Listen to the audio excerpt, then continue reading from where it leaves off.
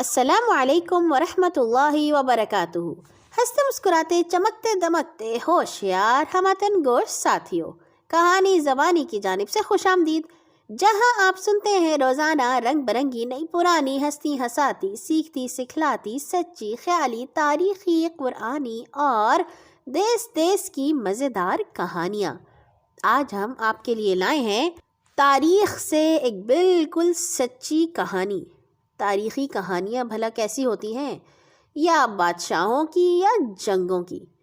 آج کی کہانی کا عنوان ہے غریب بادشاہ، اور اس سے آپ کے لیے لکھا ہے طالب ہاشمی نے۔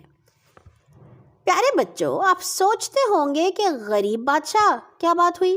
بھلا کوئی بادشاہ بھی غریب ہو سکتا ہے؟ ہاں بھائی، یہ بالکل سچ ہے کہ ہندوستان کا ایک مسلمان بادشاہ واقعی غریب تھا، اس لیے کہ وہ اپنے بال بچوں کے لیے سرکاری خزانے سے ایک پیسہ تک نہیں لیتا تھا، بلکہ اپنے ہاتھ کی محنت سے روزی کماتا تھا اور نہایت سادگی سے زندگی گزارتا تھا۔ اس بادشاہ کا نام ناصر الدین محمود تھا۔ وہ خاندان غلامہ کے مشہور بادشاہ التمش کا سب سے چھوٹا بیٹا تھا۔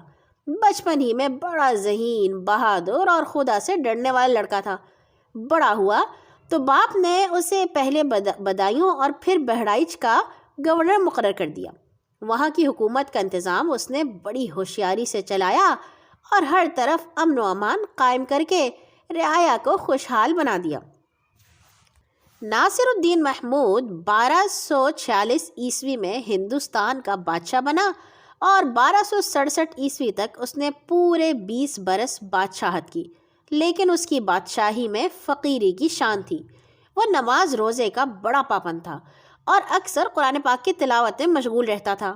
اس کے ساتھ ہی وہ حکومت کے تمام کام بڑی ہوشیار اور دانائی سے کرتا تھا۔ اس کے زمانے میں مغلوں نے ہندوستان پر حملہ کیا تو اس نے بڑی بہادری سے ان کا مقابلہ کیا اور سخت لڑائی کے بعد ان کو شکست دے کر بھگا دیا۔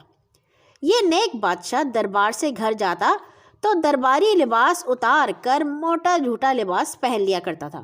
وہ اپنی روزی فالتو وقت میں قرآن مجید لکھ کر کماتا تھا۔ ایک دفعہ ایک امیر نے اس خیال سے کہ یہ بادشاہ کے ہاتھ کا لکھا ہوا قرآن پاک ہے، اس کے عام ہدیے سے دگنا ہدیہ دے دیا۔ بادشاہ کو معلوم ہوا تو اس کی بات پسند نہ آئی اور اس نے کہا اس طرح روزی کے حلال ہونے میں شک ہو جاتا ہے۔ اس کے بعد وہ قرآن پاک کے جو نسخے لکھتا ان کو چھپا کر بازار میں بھیجتا تاکہ اس کی وہی قیمت ملے جو عام طور پر بازار میں ملتی ہے۔ بادشاہ اپنی ذاتی ضرورتوں کے لیے سرکاری خزانے سے کچھ نہیں لیتا تھا اور اسی آمدنی پر گزارا کرتا تھا جو اس کو قرآن پاک لکھ کر حاصل ہوتی تھی۔ یہ رقم کچھ زیادہ نہیں ہوتی تھی، اس لیے اس کی زندگی بڑی غریبانہ تھی۔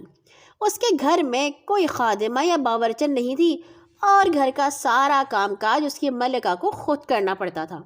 وہ بادشاہ کے ایک بہت بڑے سردار بلبن کی بیٹی تھی جو آگے چل کر خود ہندوستان کا بادشاہ بنا۔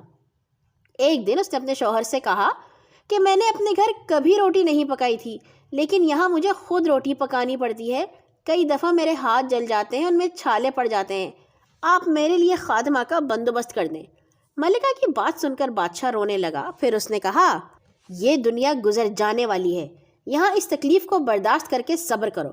قیامت کے دن اللہ تم کو اس کا اچھا بدلہ دے گا۔ میری آمدنی بہت معمولی ہے اور میں غریب آدمی ہوں، اس لیے تمہارے لیے کسی خادمہ کا انتظام کرنا ممکن نہیں۔ رہا سرکاری خزانہ تو اس پر رعایا کا حق ہے، میں اس کا مالک نہیں ہوں۔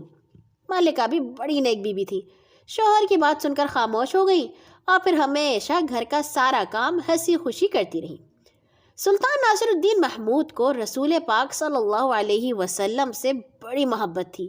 وہ نبی صلی اللہ علیہ وسلم کا نام بغیر وضو کبھی نہیں لیتا تھا۔ اس کے ایک خاص درباری کا نام محمد تھا اور لقب تاج الدین۔ وہ ہمیشہ اس کو محمد کہہ کر پکارا کرتا تھا۔ ایک دن اس نے اس کو تاج الدین کہہ کر بلایا۔ یہ سن کر محمد کے دل میں خیال آیا کہ شاید بادشاہ مجھ سے خفا ہو گیا ہے کہ اس نے میرا اصلی نام نہیں لیا۔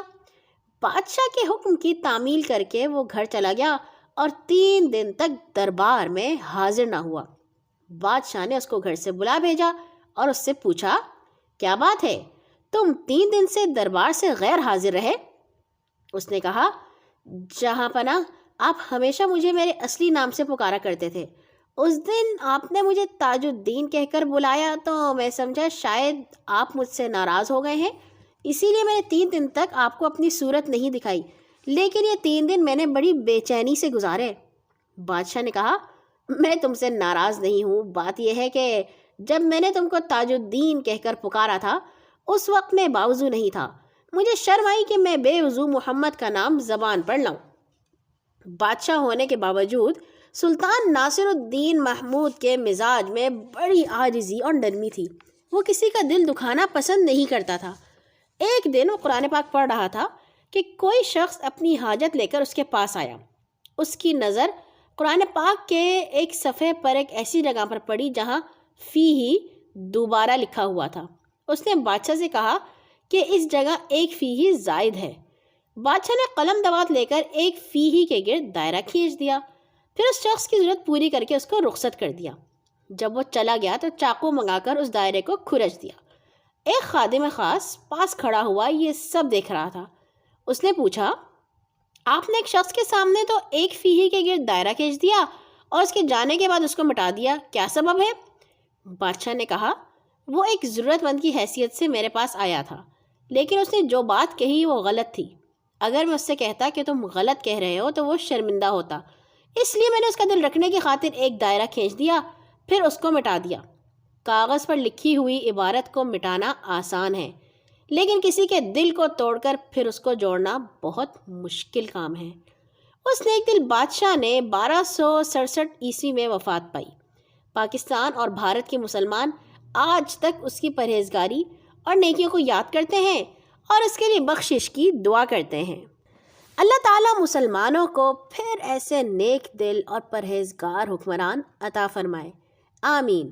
کل آئیں گے ایک اور نئی کہانی کے ساتھ انشاءاللہ۔ اپنے ارد گرد کے لوگوں کا خیال رکھیے گا۔ اللہ حافظ۔